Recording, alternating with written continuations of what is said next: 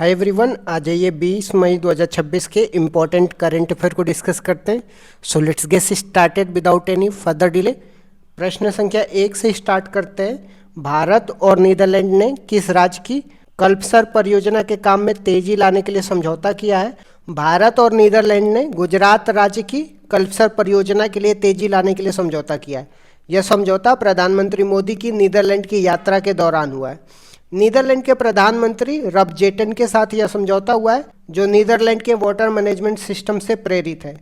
कल्पसर परियोजना की बात करते हैं। यह गुजरात के सौराष्ट्र में स्थित है और इसका मुख्य उद्देश्य सिंचाई और जल संरक्षण से।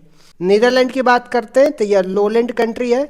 यहाँ समुद्र के पानी को रोकने के लिए डाइक सिस्टम बनाया गया है। यहाँ पे एक रोटरडम बंदरगाह है जो यूरोप का सबसे व्यस्ततम बंदरगाह है। नीदरलैंड के कैपिटल द हेग में अंतर्राष्ट्रीय न्यायालय इंटरनेशनल कोर्ट ऑफ जस्टिस का मुख्यालय भी है, तो ये भी आपको ध्यान में रखना है। आ जाते हैं मैप में, देख सकते हैं यह नीदरलैंड का मैप है जिसका बॉर्डर नॉर्थ सी के साथ लगता है। अगर कंट्री की बात करते हैं तो जर्मनी और बेल्जियम के साथ नीदरलैंड का बॉर्डर लगता है। नॉर्थ सी की बात करते हैं तो नॉर्थ सी का बॉर्डर यूके के साथ France, Belgium, Netherlands, Germany, Denmark, Norway के साथ लगता है, तो ये भी आपको ध्यान में रखना है। नेक्स्ट क्वेश्चन की बात करते हैं। देश का तीसरा NIFTEM कहाँ पे स्थापित किया जाएगा? तो हाजीपुर, बिहार में स्थापित किया जाएगा। इसकी घोषणा बिहार के मुख्यमंत्री सम्राट चौधरी ने करी है। NIFTEM का पूर्ण रूप की बात करते हैं तो national institute of food technology, entrepreneurship and management है। इससे पहले दो संस्थान, एक कुंडली हरियाणा में, दूसरा तंजावुर तमिलनाडु में स्थित है। इसका उद्देश्य किसानों के उत्पादों में वैल्यू एडिशन, जैसे टमाटर से सॉस बनाना और खाद्य प्रसंस्करण अनुसंधान को बढ़ावा देना है। नेक्स्ट क्वेश्चन में आ जाते हैं। ई स्पोर्ट वर्ल्ड कप 2026 में जगह पक्की करने वाले भारत के पहले ग्रैंड मास्टर कौन बने हैं? तो अरविंद चिदम्बरम बने हैं। यह विश्व कप रियाद, सऊदी अरब में जुलाई-अगस्त 2026 में आयोजित होगा। अरविंद चिदम्बरम की बात करते हैं, ये चेन्नई के रहने वाले हैं। और शतरंज में भारत के 95वें ग्रैंड मास्टर की बात करते हैं तो अरण्यक घोष है जो पश्चिम बंगाल के, तो ये भी आपको ध्यान में रखना है। नेक्स्ट क्वेश्चन में आते हैं। UIDAI के नए CEO पद पर किसे नियुक्त किया गया है? वरिष्ठ IAS अधिकारी सौरभ विजय को UIDAI के CEO पद पर नियुक्त किया गया है। UIDAI आधार कार्ड जारी करने वाली संस्था है और इसकी स्थापना 12 जुलाई 2016 को हुआ था। इसका मुख्यालय नई दिल्ली में और इसका शुभंकर उदय है। पुत्तास्वामी केस के बारे में भी आपको ध्यान में रखना है, जो आधार कार्ड से रिलेटेड था। इस केस में सुप्रीम कोर्ट ने निजता के अधिकार, राइट टू प्राइवेसी को अनुच्छेद 21 के तहत मौलिक अधिकार माना था। नेक्स्ट क्वेश्चन में आते हैं। एशियाई वेटलिफ्टिंग चैंपियनशिप 2026 में भारत ने कुल कितने पदक जीते? तो भारत ने 10 पदक जीते। इसका आयोजन गांधीनगर, गुजरात में हुआ है। भारत ने 0 स्वर्ण और 1 रजत और 9 कांस्य पदक जीते हैं। एकमात्र रजत पदक ज्ञानेश्वरी यादव ने जीता है, तो ये भी आपको ध्यान में रखना है। पदक तालिका में चीन 41 पदों के साथ शीर्ष पर रहा है, तो ये भी आपको ध्यान में रखना है। नेक्स्ट क्वेश्चन में आते हैं। केंद्रीय क्षेत्रीय परिषद, जिसको सेंट्रल रीजनल काउंसिल बोलते हैं, इसकी 26वीं बैठक की अध्यक्षता किसने करी है? गृह मंत्री अमित शाह ने जगदलपुर, छत्तीसगढ़ में सेंट्रल रीजनल काउंसिल की 26वीं बैठक की अध्यक्षता करी है। क्षेत्रीय परिषदों की स्थापना की बात करते हैं तो राज्य पुनर्गठन अधिनियम 1956 के तहत हुई थी, जिसको फजल अली आयोग भी कहते हैं। केंद्रीय परिषद में उत्तर प्रदेश, मध्य प्रदेश, उत्तराखंड, छत्तीसगढ़ शामिल है। इसी बैठक के दौरान बस्तर में जनसेवा केंद्र की स्थापना की गई और जिसका नाम शहीद वीर गुंडाधुर के नाम पर रखा गया है, तो ये भी आपको ध्यान में रखना है। नेक्स्ट क्वेश्चन में आते हैं। उत्तराखंड के पूर्व मुख्यमंत्री और पूर्व केंद्रीय मंत्री जिनका हाल ही में निधन हुआ है, क्या नाम है? उनका नाम मेजर जनरल BC खंडूरी है। उनका निधन देहरादून में हुआ है। वे 2 बार 2007 और 2012 में उत्तराखंड के मुख्यमंत्री रहे। उन्हें सेना में अति विशिष्ट सेवा पदक भी प्राप्त हुआ है, तो ये भी आपको ध्यान में रखना है। नेक्स्ट क्वेश्चन में आते हैं। केंद्रीय सूचना आयोग, जिसको चीफ इंफॉर्मेशन कमीशन बोलते हैं, ने किसे RTI एक्ट के दायरे से बाहर रखने का आदेश दे दिया है? तो BCCI को चीफ इंफॉर्मेशन कमीशन ने RTI एक्ट से बाहर रखने का आदेश दे दिया है। चीफ इंफॉर्मेशन कमीशन के अनुसार BCCI एक पब्लिक अथॉरिटी नहीं है। RTI एक्ट की बात करते हैं तो यह 2005 में आया था और 12 अक्टूबर 2005 में लागू हुआ था। भारत के पहले मुख्य सूचना आयुक्त की बात करते हैं तो वजाहत हबीबुल्ला थे और वर्तमान में सूचना आयुक्त राजकुमार गोयल हैं, तो ये भी आपको ध्यान में रखना है। नेक्स्ट क्वेश्चन में आते हैं, नासा के ग्रेस सैटेलाइट ने किस नदी के 2040 तक पूरी तरह से सूखने की पुष्टि की है? तो यूफ्रेटस नदी को नासा के ग्रेस सैटेलाइट ने 2040 तक पूरी तरह से सूखने की पुष्टि कर दी है। यूफ्रेटस नदी की बात करते हैं तो इसका उद्गम स्थल तुर्की अर्मेनिया की उच्च भूमि है। यह नदी तुर्की, सीरिया, इराक से होकर बहती है और फारस की खाड़ी में जाके गिरती है, जिसको पर्सियन गल्फ बोलते हैं। यहाँ पे जाके यूफ्रेटस नदी गिरती है। यूफ्रेटस और टिग्रिस नदी के किनारे प्राचीन मेसोपोटामिया सभ्यता का विकसित हुई थी, तो ये भी आपको ध्यान में रखना है। तो मेसोपोटामिया सभ्यता कहाँ पे है? इराक में, और टिग्रिस और यूफ्रेटस नदी के बीच में बसा हुआ शहर है, तो ये भी आपको ध्यान में रखना है। नेक्स्ट क्वेश्चन में आते हैं, हेल्थ एआई कॉन्स 2026 शिखर सम्मेलन कहाँ पे संपन्न हुआ है? तो नई दिल्ली में संपन्न हुआ है। इसका उद्देश्य हेल्थ केयर सिस्टम में आर्टिफिशियल इंटेलिजेंस एआई को अपनाना और नवाचार को बढ़ावा देना है। नेक्स्ट क्वेश्चन में आते हैं, नेशनल टेस्ट हाउस में फुटवियर जूता टेस्टिंग लेबोरेटरी का उद्घाटन कहाँ पे किया गया है? तो गाजियाबाद में किया गया है। और कुछ अन्य महत्वपूर्ण बातों की बात करते हैं तो अरण्य घोष पश्चिम बंगाल के रहने वाले हैं और भारत के 95वें ग्रैंड मास्टर बने हैं। ईशान खट्टर की बात करते हैं तो 45 कैवलरी रेजिमेंट की मानद सदस्यता पाने वाले अभिनेता बन गए। पुष्कर धामी की बात करते हैं तो उत्तराखंड के वर्तमान में मुख्यमंत्री हैं। नारी शक्ति वंदनम अधिनियम की बात करते हैं तो 106वां संविधान संशोधन अधिनियम है। इस तरीके से मैंने आज का करंट अफेयर को डिस्कस कर दिया। Thank you so much guys, keep loving, keep supporting, bye bye, see you. भारतीय संविधान के प्रमुख संशोधन और उसके प्रावधान के बारे में देखने वाले हैं। पहला संविधान संशोधन कब हुआ था? 1951 में हुआ था। संविधान में 9वीं अनुसूची जोड़ी गई थी जिसका संबंध भूमि सुधार से है। अनुच्छेद 15 क्लॉज 4 भी जोड़ा गया जो सामाजिक और शैक्षिक रूप से पिछड़े वर्गों के लिए आरक्षण का प्रावधान करता है। 7वां संविधान संशोधन 1956 में राज्य पुनर्गठन से संबंधित है। यह प्रावधान किया गया कि 2 या 2 से अधिक राज्यों के लिए एक राज्यपाल हो सकता है। इस समय भारत में 14 राज्य और 6 केंद्र शासित प्रदेश थे। फजल अली कमीशन का गठन 1953 में इसी उद्देश्य से हुआ था। 15वां संविधान संशोधन 1963 में हुआ था। हाई कोर्ट के न्यायाधीशों की सेवानिवृत्ति की आयु 60 से बढ़ाकर के 62 कर दिया गया था। 21वां संविधान संशोधन 1967 में हुआ था। इस संविधान संशोधन से संविधान की 8वीं अनुसूची में 15वीं भाषा के रूप में सिंधी भाषा को जोड़ा गया और मूल संविधान में 14 भाषाएं थी, अब जाकर के 22 भाषाएं हैं। 24वां संविधान संशोधन 1971 में हुआ था। इंदिरा गांधी के कार्यकाल में संसद को संविधान संशोधन की असीमित शक्तियां प्रदान की गई थी। हालांकि इसके बाद केशवानंद भारती केस 1973 में सुप्रीम कोर्ट ने स्पष्ट किया कि संसद की यह शक्ति असीमित नहीं है बल्कि सीमित है और इस संविधान के मूल ढांचा को नहीं बदल सकती है। 26वां संविधान संशोधन 1971 की बात करते हैं।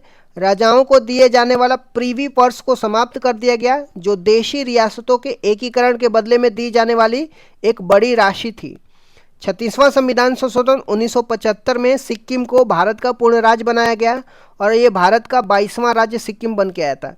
42वां संविधान संशोधन 1976 की बात करते हैं। इसे मिनी कॉन्स्टिट्यूशन या लघु संविधान कहा जाता है। 42वां संविधान में प्रस्तावना में संशोधन किया जिसमें समाजवाद, पंथ निरपेक्ष, अखंडता शब्द जोड़े गए और प्रस्तावना में अब तक ये एकमात्र संशोधन है।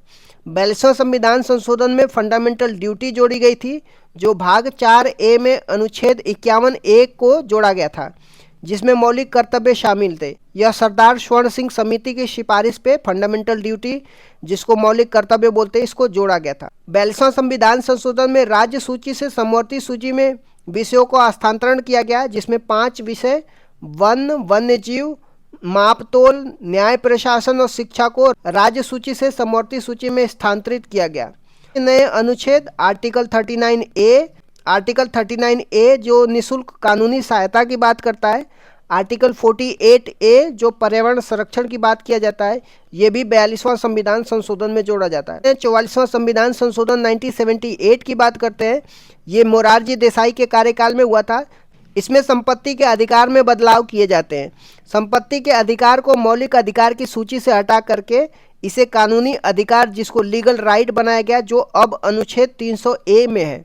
पहले इसमें आर्टिकल पहले पहले संपत्ति का अधिकार आर्टिकल 31, पहले संपत्ति का अधिकार अनुच्छेद 31 में था।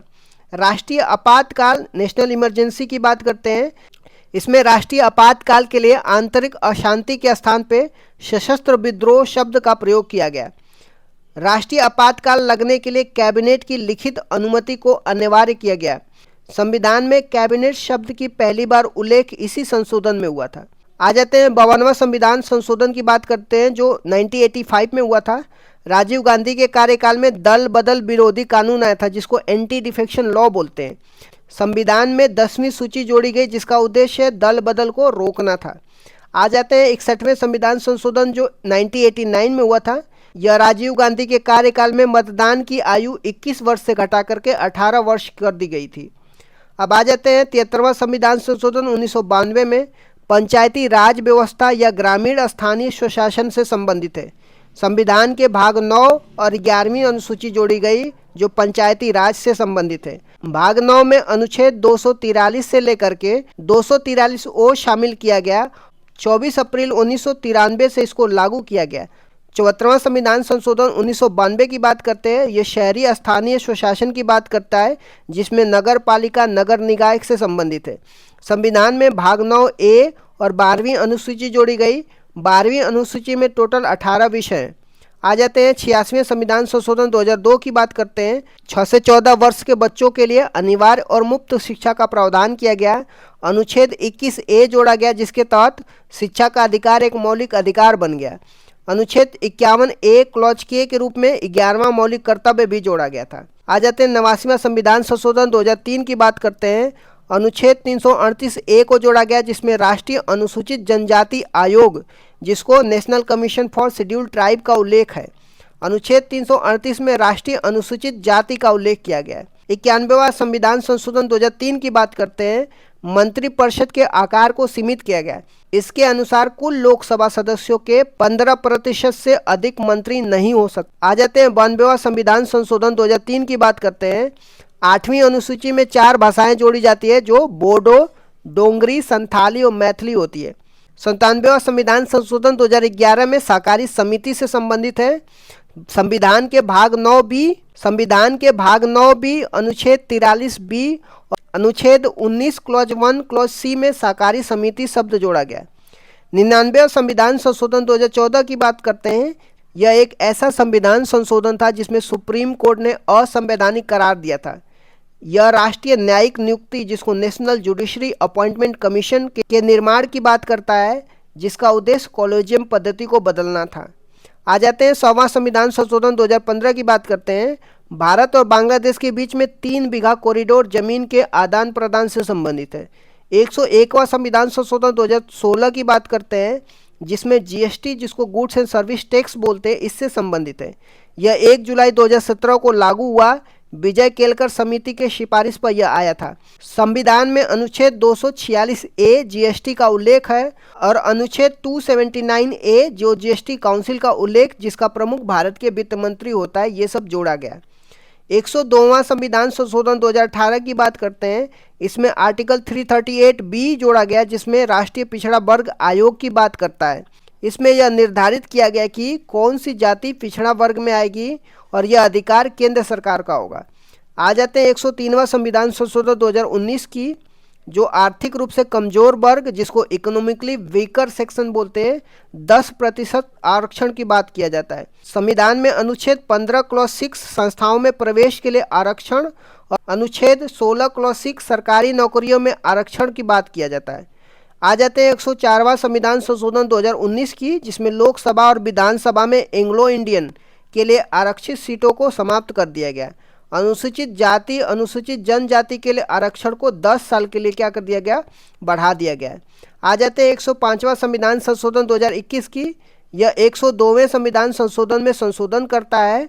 यह राज्य सरकारों को यह अधिकार देता है कि वो अपनी स्वयं की राज्य सूची में शामिल की जाने वाली पिछड़े वर्गों की जातियों की पहचान कर सके, जो शक्ति 102वें संविधान संशोधन में केंद्र के पास दी गई थी। राष्ट्रपति ने 18 अगस्त 2021 को इस पर हस्ताक्षर कर दिया था।